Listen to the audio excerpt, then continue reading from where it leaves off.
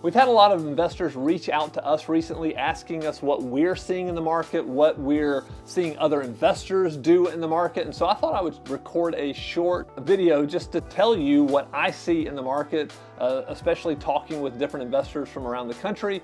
So here are the two main things I'm seeing right now. Number one, I'm seeing people be very, very selective with their buy box. In other words, they are taking this opportunity to dial in the buy box, and that means everything from type of neighborhood they want to invest in to type of house, 3-bedroom, 4-bedroom, 2-bedroom, whatever, and really like year built. All of these things are very, very important. So they're honing in exactly where they want to be with their buy box, along with how much they want to pay for that. So they're being very, very disciplined. So this would be just a great word of advice to you. Continue to be disciplined. If you're working with one of our agents, one of our investor-friendly agents, just let them know that you intend on sticking in that buy box, even if the prices have outgrown that buy box. Be disciplined to what you want to do. I think that's very important. So that's the first thing we see, are investors being very disciplined and very selective in the houses that they're making offers on. And the second thing I'm seeing from investors right now is when they're making offers, when they're buying these properties, they are thinking through several strategies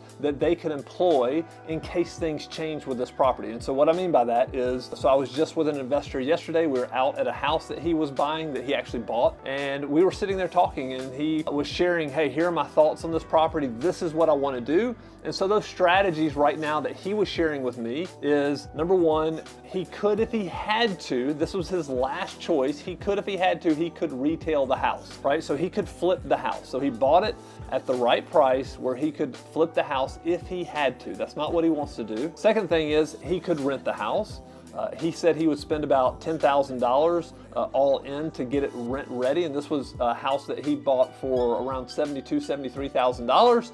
So $10,000 in, he would have, let's just say, call it $85,000 in the property. He could rent it for $1,300. So he was confident about his ability to do that. The third strategy that he had identified was he bought it at a price where he believes he could wholesale it out if he needed to. Now, he bought it from a wholesaler, and this investor, he does not like to buy very expensive houses, but he paid more than probably he wanted to, but there was still room enough so that he could wholesale this property out.